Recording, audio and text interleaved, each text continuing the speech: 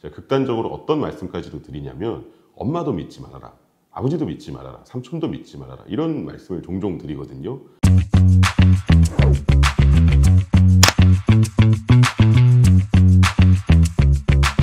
안녕하세요. 저는 법무법인 유한 한별에서 근무하고 있는 박세준 변호사입니다. 저는 이제 부동산 개발, 그리고 기업, 스타트업, 그리고 민사 관련된 소송들을 주로 진행을 하고 있습니다.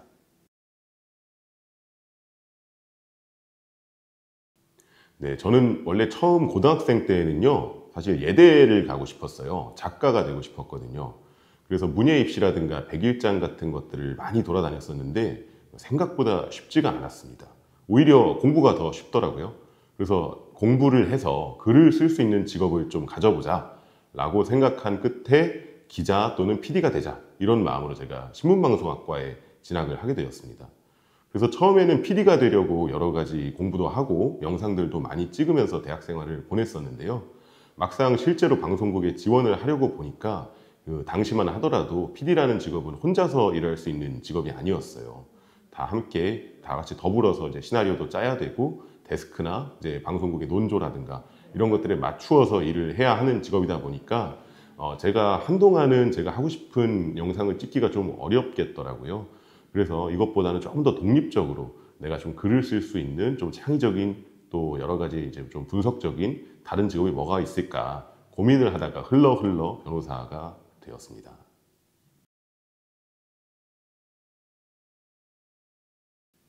네, 그 기억에 남는 사례 중에 하나는요, 예전에 안산에 계신 어떤 사장님께서 사기죄로 고소를 당하셨던 사건이에요.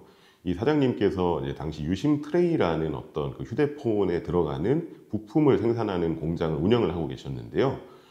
당시 돈이 없다 보니까 주변 지인들로부터 이제 수억 원을 이제 빌리셨어요. 그런데 이제 돈을 빌린다라는 게 사실 빌려서 잘 갚으면 아무런 문제가 안 생기는데 잘 못 갚게 되면은 결국은 빌려준 분들이 사기죄로 고소를 하시는 경우가 굉장히 많습니다. 그런 경우 중에 하나였는데요. 이제 이분이 좀 당황을 하시고 당시에 사업도 잘 안 되시고 이러다 보니까 좀 자포자기하는 마음으로 수사기관에서 전부 자백을 해버린 거죠. 내가 사실은 다 잘못한 게 맞다, 이런 식으로요. 그러다 보니까 수사기관과 검찰에서도 별 의심 없이 이분을 이제 기소를 해서 법원에 넘겨버렸던 겁니다. 이분은 이제 수사 단계에 있어서는 대응을 못 하시다가 법원에 기소가 되고 나서야 비로소 이제 변호사를 찾아서 사건을 진행을 하게 되셨어요. 근데 이 과정에서 이미 한번 자백이 있었던 사건이다 보니까 사실 여러모로 뒤집는 게 좀 쉽지는 않았습니다. 그 와중에 이제 주변에 다른 여러분들 증인으로 불러 세워서 당시에 이 사장님께서 그 차용하는 분께 말씀을 드렸던 것이 진실된 것이었다, 거짓이 없었다, 이런 부분들을 증인 신문을 통해서 좀 밝혀내고, 그리고 실제로 이제 차입한 차입금들이 이 기계 부품이라든가 또는 인건비라든가 사업비로 다 실제로 사용이 됐다라는 점을 좀 하나하나 입증을 해가지고 결국은 무죄를 받았던 그런 사건이 하나 있었습니다. 예, 제가 주로 이제 부동산 관련된 개발 사건들을 많이 하다 보니까요, 이 관련해서도 분쟁이 굉장히 많이 일어나는데요. 이 부동산 관련 분쟁의 특질은 소송 한 건이 아니라는 거예요. 한 번 소송이 이제 시작이 되면은 뭐 사기죄, 횡령죄, 뭐 배임죄 이런 고소부터 시작해가지고 뭐 이제 주주총회에 관한 무효 확인 소송이라든가 또는 상호 간의 이제 손해배상 소송이라든가 이제 수건, 10수건의 소송들이 계속해서 줄이어서 이제 발생을 하게 됩니다. 이제 한 사건의 경우에는 어떤 창고를 짓는 어떤 개발 사건과 관련해 가지고 동업자끼리 결국 틀어져서 분쟁이 났던 사건이에요. 요 한 건 한 건을 사실은 다 따로 떼어놓고 말씀드리기는 좀 어려워요. 그런데 그 동업자들 사이에서 결국은 문제가 되었던 것들이 처음에 체결했던 협약서, 그리고 그 중간중간 계속 발생했던 이사회, 그리고 주주총회, 이런 데서 어떤 의사결정들을 거쳤었는지 이런 것들이 계속 문제가 된 사건이었습니다. 저희 의뢰인께서도 이제 횡령과 배임과 사기죄로 고발을 당하셨었고, 그리고 민사적으로도 손해배상 청구도 당하셨었죠. 그리고 상대방에 대해서도 여러 가지 또 소송을 제기를 하셨던 그런 건입니다. 사실 이런 건에서는요, 소송 자체의 승패도 중요하지만 전체적인 현장을 어떻게 잘 관리해서 요 한 건 한 건을 이기는 게 아니라 전체적으로 좋은 성과를 만들어내는가가 좀 중요했던 그런 사건이었어요. 그래서 결국은 서로 각 사건들이 상호 모순이 발생하지 않게끔 기존의 협약서나 계약서 이런 것들을 기초로 잘 구성을 해서 형사적인 부분에서 있어서도 전부 다 불송치 결정을 잘 받아냈고요. 그리고 민사에 있어서도 상대방이 제기한 소송에 관해 가지고는 전부 다 기각을 시키고 또 이제 저희가 청구한 이제 배상 청구 같은 것들은 전부 다 인용이 되는 좀 그런 좋은 결과를 만들어냈던 그런 사례가 있습니다.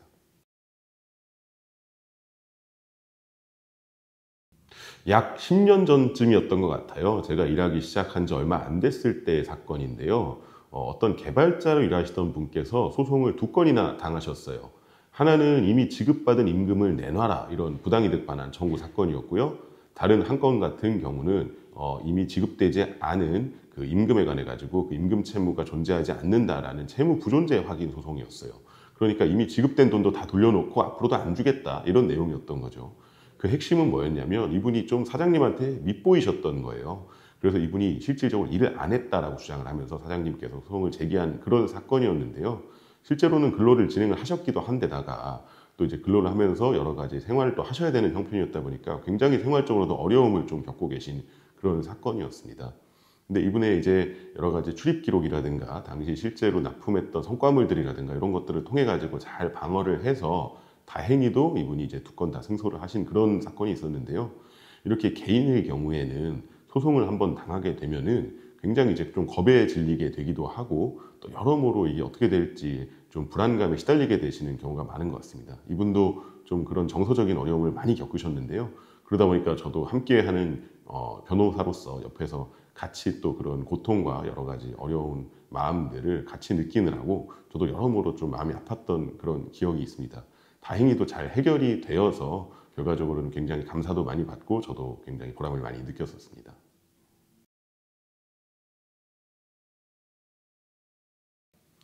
예, 이런 얘기는 사실은 조금 이제 듣는 분들께서 좀 어색하게 느껴지실 수도 있는데요.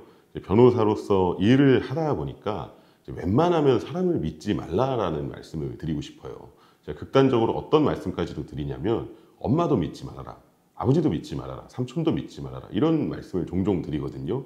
뭐 물론 그렇게 사람을 불신하고 살아가면 도대체 어떻게 살아가라는 말이냐 이런 반문을 하실 수도 있는데 생각보다 정말로 많은 이제 사기 피해라든가 여러 가지 뭐 이제 금전에 관한 피해들이 내가 믿은 사람으로부터 발생합니다. 전혀 상관없는 사람으로부터 내가 피해를 보는 일들은 많지가 않아요. 그렇다 보니까 아주 사소한 일, 그리고 아주 이제 친분 관계가 있는 사람들 사이에서의 일이라고 하더라도 어떤 금전적인 거래를 하실 때라든가 계약을 체결하실 때만큼은 아주 냉철해지셔야 된다는 겁니다. 그게 정말 형제 자매 사이에서도 마찬가지고요. 그래서 웬만하면 믿지 마시고 심지어는 자기 자신도 믿지 마셔라.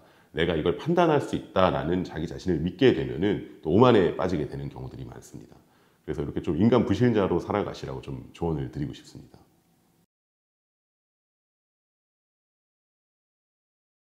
예, 변호사가 되고 나니까요. 방금 제가 말씀드렸던 것들처럼 일단 사람을 잘 못 믿게 됐고요. 그 부분이 좀 가슴 아픈 일이죠. 그리고 두 번째로는 그 전에는 이 세상 만사에 관해 가지고 옳고 그름이 좀 정해져 있다는 생각을 많이 했었어요. 두 사람이 싸우게 되면 이 사람이 맞고 이 사람은 틀리다.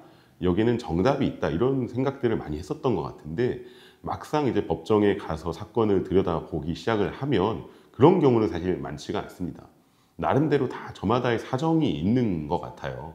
그래서 어느 한쪽에 내가 편을 들어야 되는 입장에는 있지만 결국은 이 세상 일이 그렇게 간단하지는 않구나 이런 생각을 많이 하게 됐고 그래서 언론을 통해서 이제 접하게 되는 뉴스들이라든가 이런 거를 보더라도 거기에서 우리가 보는 그 내용들이 전부 다 이제 한결같지는 않을 수도 있겠구나 실제로 들여다보면 또 다른 국면이 있을 수도 있겠구나 이런 생각을 좀 많이 하게 됐습니다.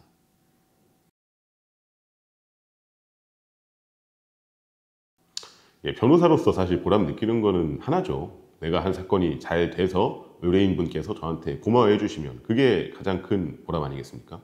그리고 뭐 반드시 소송이 아니어도요. 제가 드린 조언이 결국은 그분에게 굉장히 중요한 어떤 바탕이 되어서 문제가 이제 잘 해결되거나 또는 뭐 사업이 잘 되신다거나 또는 뭐 어쨌건 간에 뭐 저한테 감사를 이제 표해 주시는 그런 일들이 많은데 그럴 때 가장 큰 보람을 느끼게 되는 것 같고요. 그 밖에도 이제 사실은 주변 분들 가운데는 변호사를 직접 선임하셔 가지고 쓰시기에는 좀 금전적으로 여력이 없으신 분들이 많으세요. 친구분들이라든가 지인분들 가운데. 그런 분들한테 저는 이제 웬만하면 뭐 특별히 제가 비용을 청구하지 않고 필요할 때마다 좀 조언을 많이 드리는 편입니다. 그런 부분에 대해서 그런 분들께서 항상 또 잊지 않으시고 또 이제 밥도 사시고 술도 사시고 이럴 때마다 제가 나름대로 또 공익적인 역할을 많이 하고 있구나 하면서 또 이런 부분에서 좀 뿌듯함을 느끼는 것 같습니다. 이 변호사라는 직업이 사실은 스트레스를 굉장히 많이 받는 직업이에요. 그 이유는 제 생각에는 이것 때문인 것 같은데 하나의 공정을 내가 처음부터 끝까지 다 해야 되기 때문인 것 같습니다.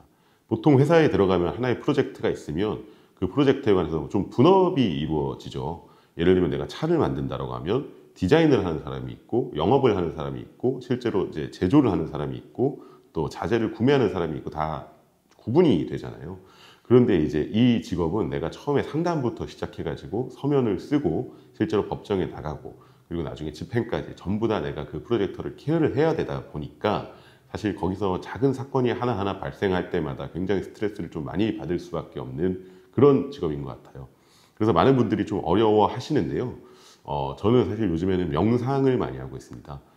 마인드풀니스라고 해가지고 서구권에서 좀 유행하고 있는 명상법이 있거든요. 이거의 핵심은 외부 자극에 반응을 하지 않는 겁니다. 좀 스트레스적인 상황이 발생하더라도 요거를 내가 나에 대한 어떤 공격으로 받아들이기보다는 이런 일이 있구나 그냥 이렇게 반응하고 넘어가는 거 그거를 계속 좀 수련하고 훈련하려고 노력하고 있습니다.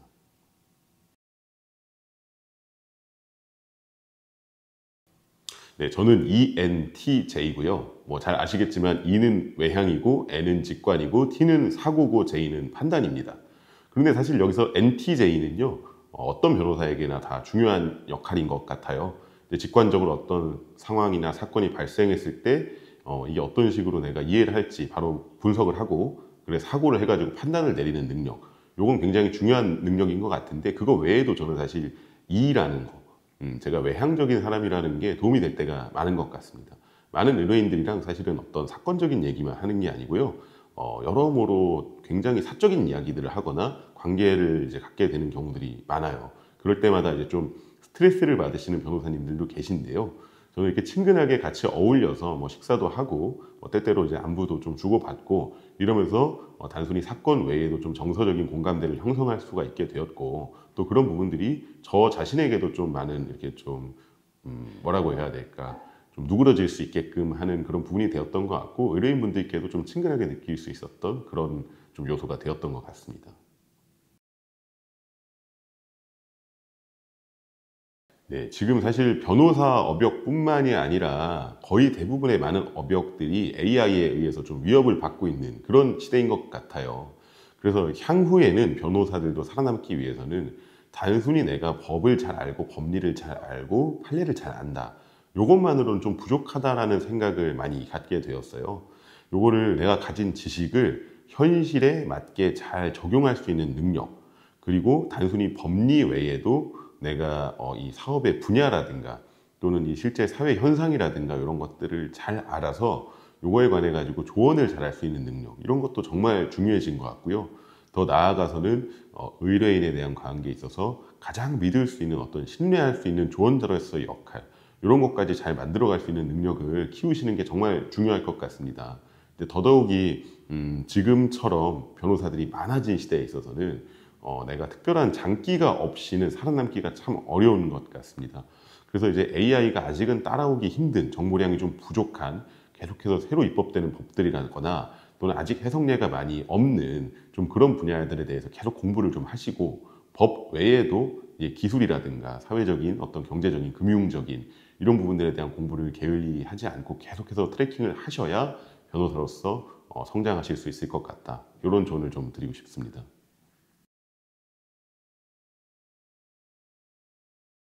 네, 다음 주자로는 법무법인 예율의 황민혜 변호사님을 추천드리고 싶은데요. 황민혜 변호사님 같은 경우는 굉장히 이제 따뜻한 공감력으로 의뢰인들의 마음을 사로잡는 좀 그런 능력을 가진 분이시고요. 그 밖에도 사건에 관해서 굉장히 성심을 다해서 언제든 끝까지 의뢰인의 편에 서서 좋은 성과를 이끌어내시는 그런 분이십니다.